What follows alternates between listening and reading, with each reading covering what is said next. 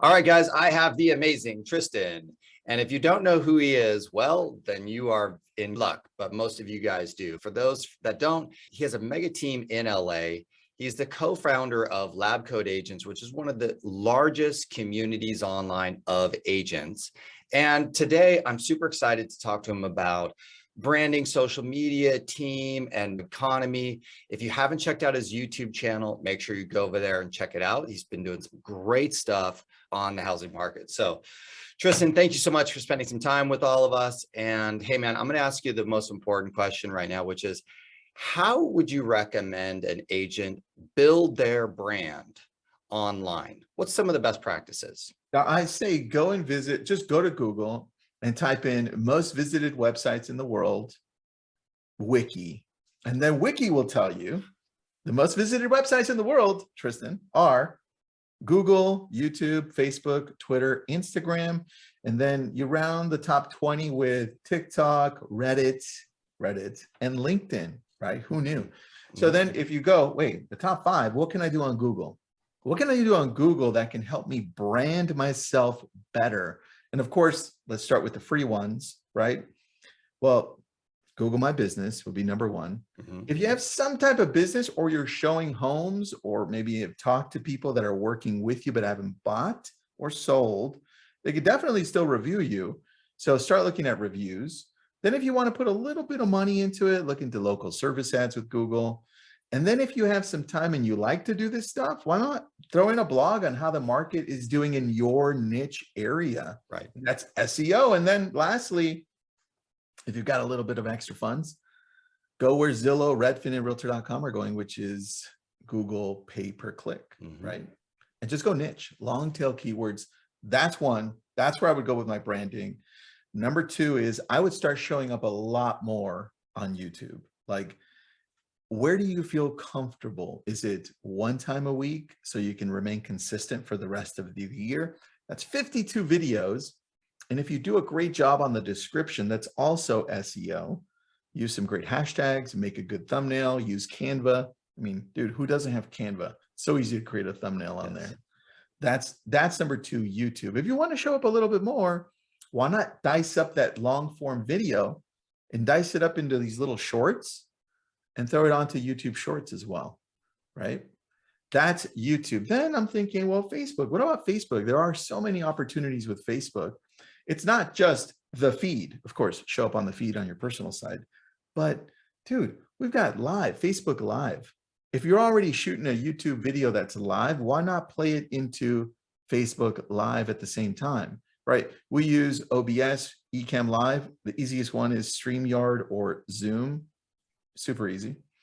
Now, then besides the live, you've got the feed. Post some good stuff so that people can actually connect with you.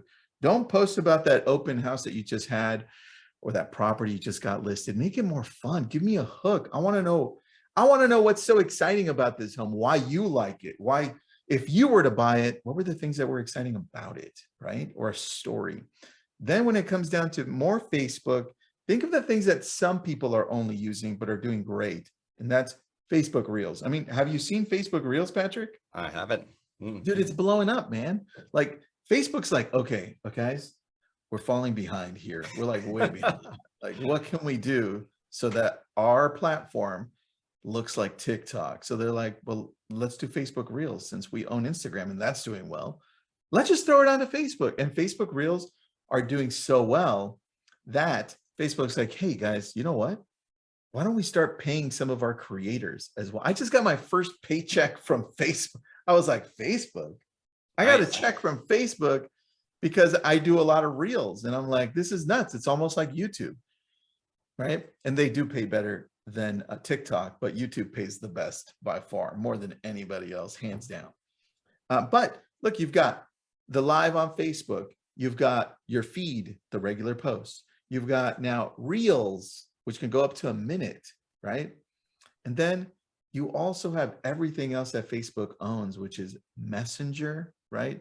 All of the groups. If you're not part of a group, or if you don't own a group that talks about specific things that you love, like Patrick, what do you love? What's your hobby, man? Soccer. A soccer group, right? In your specific area. Yep. And if you've got some tricks or anything you do, or you play, whatever, you can now start a whole group around that. I love journals. I love journaling. I like buy a journal once a day, practically. It's ridiculous. And What's your I mean, best productivity hacking journal, by the way? Because I've got my Michael Hyatt full focus planner, and I've been obsessing over that. I like that a lot. Yeah. I like Michael Hyatt's productivity planner is probably the best one out there. And I've tested so many, dude, everyone. Yeah. I just buy them just to look at them, believe it or not. I'm like, yes, oh, that's a good idea. And then I'm like, I'm not using that. And then I go back to Michael Hyatt's. But on the journal side, like, dude, I think Tony, you remember P90X? You remember Tony Horton? Of course. Right. So Tony Horton, I just interviewed Tony, and he's like, dude, I went through this terrible process where I had shingles in my ear, half my face froze, I had Bell's palsy, and I thought I'm going to be frozen like this forever. My life sucks on the physical side, and I got over it. But he goes, through that process, I learned that I wasn't giving myself enough time for me, like that mindfulness time. Yes. And so I created a journal. He said, simple journal where it's all the things that I enjoy doing, that when I'm feeling the stress a little bit and I take a deep breath and I'm like, you know what, let's go back to that mindfulness journal. What can I just go do right now for 10 minutes? Nice. And a journal for that, dude, that's like, because sometimes we're so in a role, it's like, oh yeah, I need to slow down. What can I do? Oh yeah, I'll play Halo really quick, or I'll play a Minecraft or Fortnite. I'll go shoot archery, right? Just my backyard.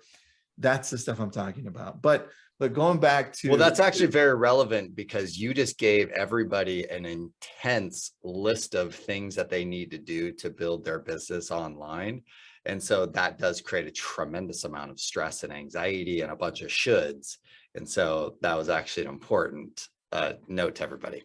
Yeah, a question I always get is, dude, that's a really good point. Great slowdown on that one, because one thing I get is, like, for instance, now I'm going live on YouTube daily. And so this is what it looks like. I have Ecamm Live, which only runs on Macs. Ecamm Live, I connect to Restream. Restream now is going in multiple places, 5 Facebook groups, LinkedIn Live, Twitter, and YouTube Live, 2 different YouTubes. Now, as soon as I go live one place, I'm hitting all of these places one time, 10 to 13 minute video on the housing market. When I'm done with that every day, first I have to do the research, right? Then I have to go live and not screw that up, which I already have at points, right? But that's okay. Yeah. Then I have to pick the thumbnail previously, so I know which thumbnail is going to grab the most attention, which we do research on that too, based on topic. Once that's done, I send that over to my team, and then my team dices it up and says, got it, we've got 5 really great shorts from this 13-minute video. They send it right back to me, and I can then upload to Instagram Reels, Facebook Reels, YouTube Shorts, TikTok, LinkedIn, Twitter, anywhere else. And now, just from one 10 to 13-minute video, I have a lot of content. And I think for some people, it's like, whoa, slow down. You're doing too much. I'm like, no, you're not doing enough. Yeah, that's at advanced level. Next, I wasn't going to ask this question, but you really brought up an important topic, because, you know, between Tom and you and everybody, we've all been trying to push agents on doing more video content. And where I feel like everybody's stopped is they're not really thinking through education marketing. Right. And so when I watched your housing market video, it was wonderful, because I'm getting educated about the housing market, and you're sharing some quality information, and I want more of that education. And so what would you say to the agents out there who really struggle with, you know, kind of what to cover in this topic of education marketing? Any advice, any good advice around that? Yeah, I really want to revolve around what people feel the most comfortable with on the knowledge that they have. Right. And it doesn't necessarily have to be about the housing market. I just happen to love diving into, like, I'm looking at your back set of books there, and I'm in the middle of finishing Big Debt Crisis by Ray Dalio. Yep. And I'm going through it, and I'm like, I don't even know like 80% of this stuff, but guess what I'm doing? I'm like, Google, become my best friend, Yep. because now Investopedia, like I never even knew that site existed before. And so part of this journey is you're challenging yourself to know more. And a lot of us stop because we think, well, we don't know enough here. I'm going to sound stupid. But to me, the pain of sounding stupid versus the pain of not trying, that risk, I mean, shit, I'd rather sound stupid every day. Yeah. And know that at the end of the day, when I die, I just gave it my all every day. Nice. And then what happens on the way there?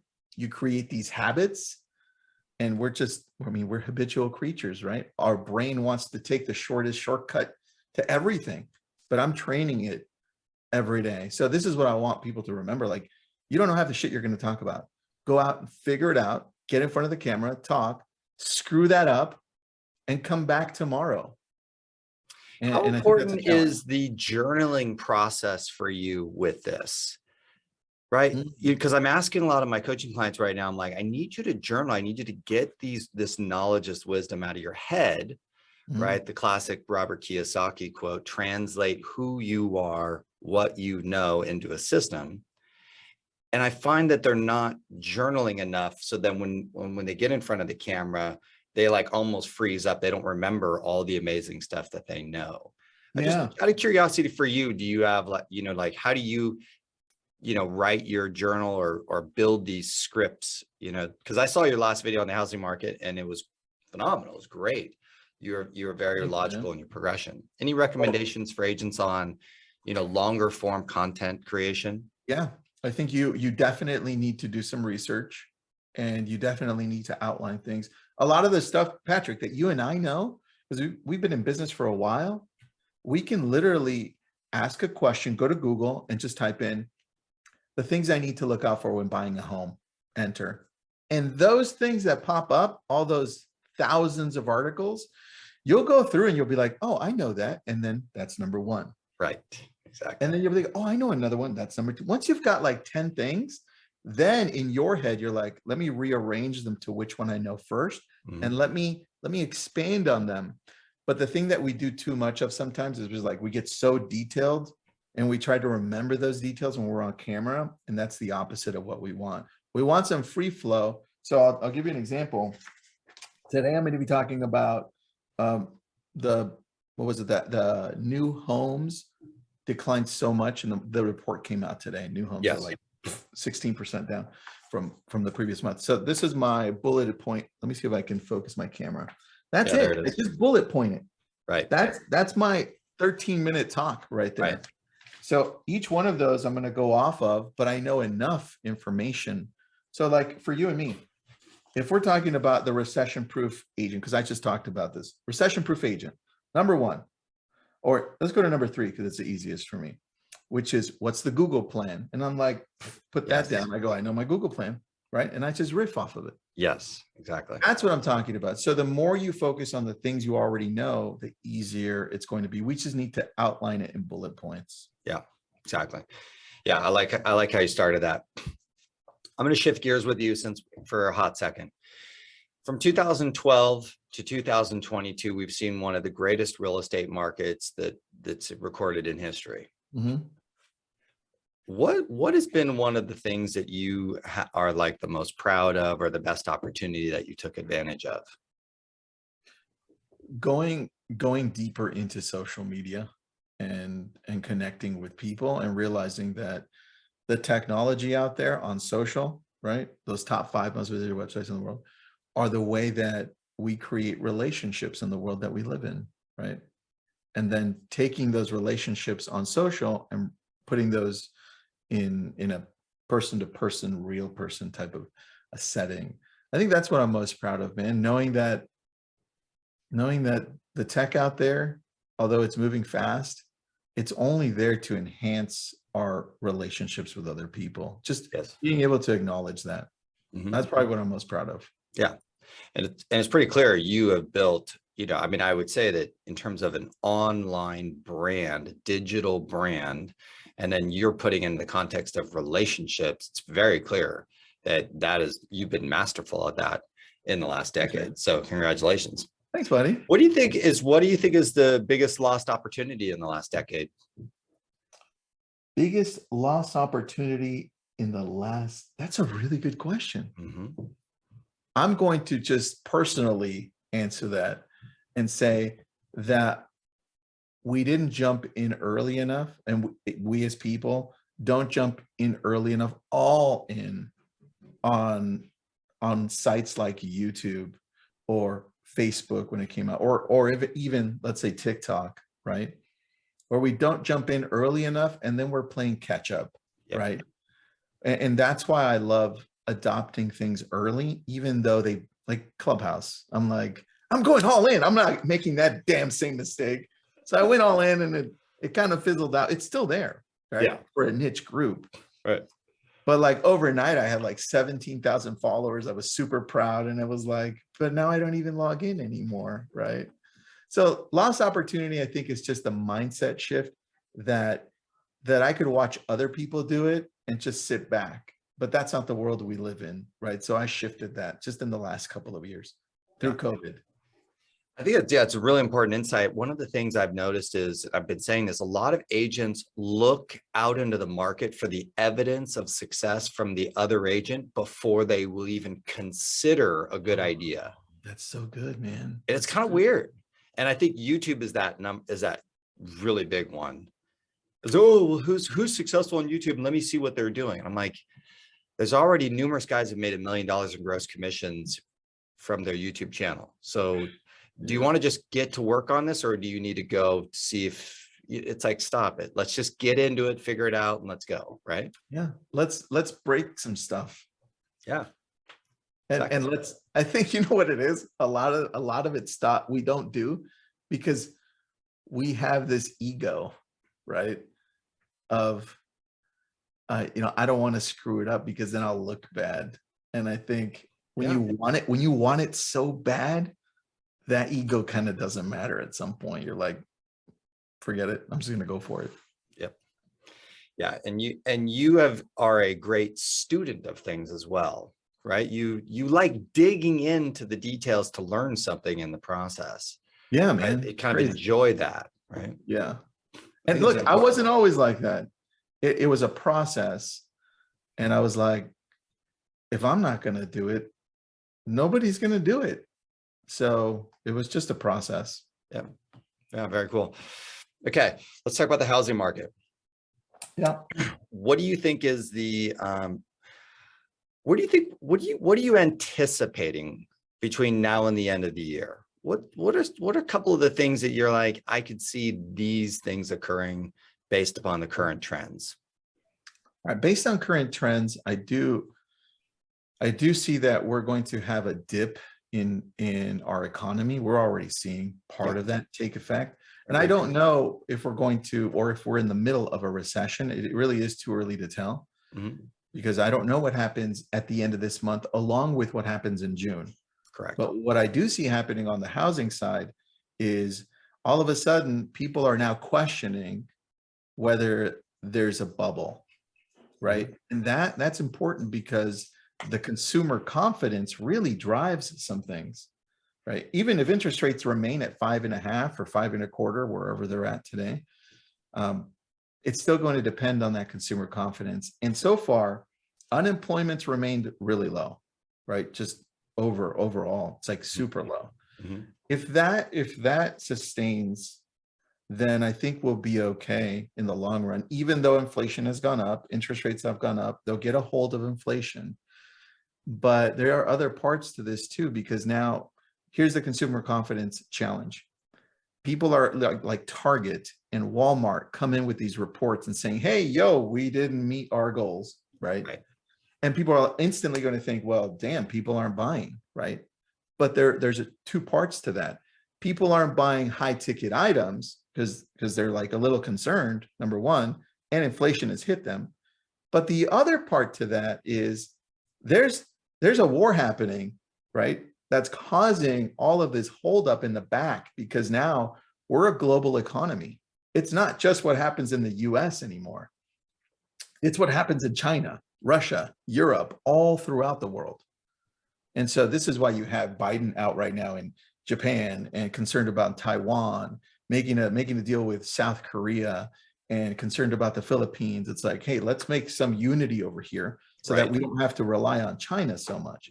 So I think when we look at it that way, there are so many different components to this that can take the housing market a little bit off, right? But if we look at just the leading indicators as to where the market is heading, we need to look at, well, what are the mortgage applications? Have they been going down a little bit, right? Mm-hmm. What about builders? And I said the report just came out today where new home sales dipped significantly.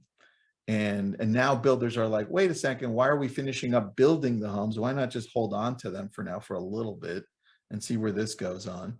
So that means there's a problem there because, dude, we have an inventory problem. This is the only reason that our real estate keeps on going up. And people don't seem to understand that part. Right. And it comes down to these two things: inventory, right? And the demand for inventory, right? And so we're seeing the affordability in some places come down slightly, which is great, but still we're on a 2-month supply nationwide for homes, and people are still not finding the home they want. So if the builders decide, whoa, wait a second, we had a bad 2 months in a row, we're going to just stop building. Yep. How does that not affect inventory long term? Right. We're going to have this. We're going to continue to have the same problem, right? So there's an inventory challenge, regardless of who you talk to. If that inventory problem doesn't get fixed, then there's no reason to be scared of a bubble.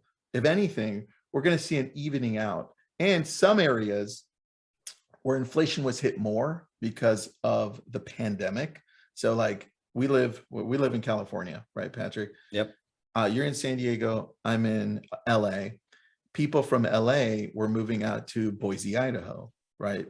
People from LA were actually moving to San Diego too, which is nuts. Yes, right? it was. Mm-hmm. And I think people from San Diego were moving to Phoenix. Yeah. So we look at the areas where people moved to rapidly with a bunch of money. Yep. There's no way inflation didn't hit those areas more, because people like you and I would be like, I want that house all cash. I'm going to buy a new car. Man, the food's cheap here. I'm just going to keep on going out to eat, right? And then all of a sudden, it's like, what's happening to our area that was affordable? Like inflation, instead of it being in the 8s, it was like 10, 12 in these areas. Yes. That affects those areas more, because if there's a harder turnaround in the real estate market, those areas will fall a little bit more, like Boise, Idaho, parts of Arizona, Austin, Texas is really high, Tennessee, parts of Florida. So that's what I'm looking for. This is all regional. Dude, it's always been regional. Like there's a reason Beverly Hills exists, right? Yes. And it costs more than everything else. It's location, regional. Right. Yeah. I hope I didn't go in a circle there. No, there was a lot that you said in there that I liked a lot. What's the one thing that you're nervous about in the housing market? If there was one thing that you were like, yeah, the biggest threat that you're going to keep an eye out on. The biggest threat is the interest rates. Because if the interest rates go up to 7, 8, then we might have a problem, even though that's still low, but it's not low when prices have come up so high. It was low back in the 80s when a house cost $40,000. Correct. It's significantly high at 8 when the average is what, 440? I don't even know what the average is nationwide, but that hurts, man. And then that could cause problems. I'm thinking in my head, like, do the feds want to have a housing crisis? Because if they keep on going this route, we could have a housing crisis. Let's keep an eye on the interest rates.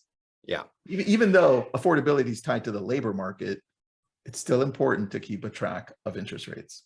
Yeah, I like that, the metric where it's the income, housing prices, interest rate combination affordability metric. Yeah. And so as if interest rates go to 6 and 7, then that causes that mix to go really sour, meaning significantly less people can afford a property affordability goes way down, right? Yeah. Yeah, the one thing that I've been studying a lot of, have you checked out Danielle DiMartino Booth? Mm-mm. You need to. She wrote the book Fed Up. Mm. Check her out. She's great.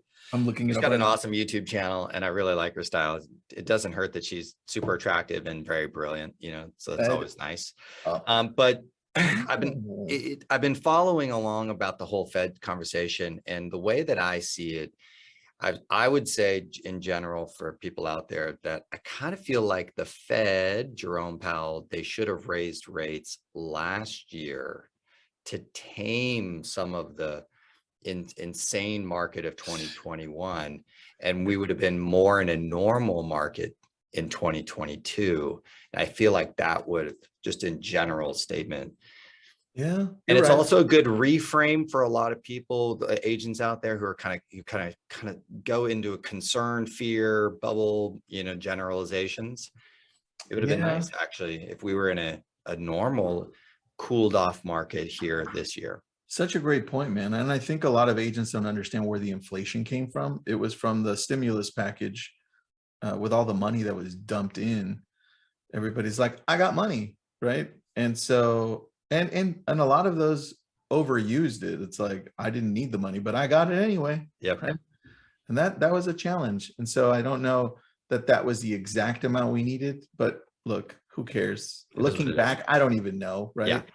Low cost of money, stimulus, plus lots of savings because we weren't spending it on anything else, means lots of money and then nothing to do. Real estate, super low inventory. And interest rates really low. Low cost of money. Here we are, right? So we had a massive spike in price appreciation, supply and demand, as you said, right? Okay, let's wrap it up. Best advice for new agent, solo agent, and team. We'll just wrap it up with these three. New agent. Best advice for brand new agents in 2022. These youngsters coming in here, or people coming out of the market coming in. What's your best advice? New agents, this little device, your phone, has all of your database in it. Take an app like MC Backup Pro, export everyone onto an Excel sheet or a CSV, look through it, identify the people you know that have a full name and phone number, reach out to them, remind them or let them know that you're in real estate. And then the ones that say, oh yeah, I got you, then start categorizing A, B, and C, and D, right? And then put them into a CRM, like, I don't know, Follow Boss or Chime or Command if it's free. Look to your brokerage, what CRM is free, use that one, categorize everyone from your phone, and then start dialing. That's for new agents. Yep. What was the second one? I forgot. 10 years in the business, solo agent. Ooh, I like that. I think solo agents need to look at leveraging more. What happens is when I talk to agents that have been in the business, like I've been stuck for 5 years, or I just can't get through this like invisible ceiling. I'm like, that's because you think you can still do everything. I'm not telling you to build a team. I'm saying, hey, why don't you build a staff team? Still be the mega agent. Just have everyone in the back end do everything for you, including social media, and go be on Google. You need to be on Google. Start using more video, YouTube, TikTok, Facebook, Instagram, everything. But you're going to be doing a lot less if you just build that staff and take the leap. Take the leap. Hire. Yeah, cool. Mega teams. I mean, you've been a mega team agent. You've been, for a zillion years. What's one thing they need to be paying attention to in 2022? Is the actual team members of the team. A lot of them 2 years in, the agents that come in feel like the honeymoon phase is over. And I think reminding them that there are other opportunities on the team to continue to grow, and reminding them in the things that you do, not like, hey, dude, I'm awesome. It's just in the things that you do out there that you're consistently re-attracting them. Think of a mega team like a brokerage. There's attrition, but you're always recruiting, right?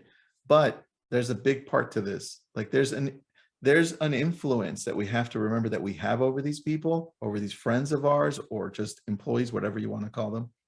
And that's going to revolve on what you do on social media. So Patrick, your job and my job is to show up every day with more content, valuable content, because they're going to be seeing this and they'll be like, yeah, I'm in the right place. Yes. Right. That's what I would do. Yep. Awesome, man. You're the bomb.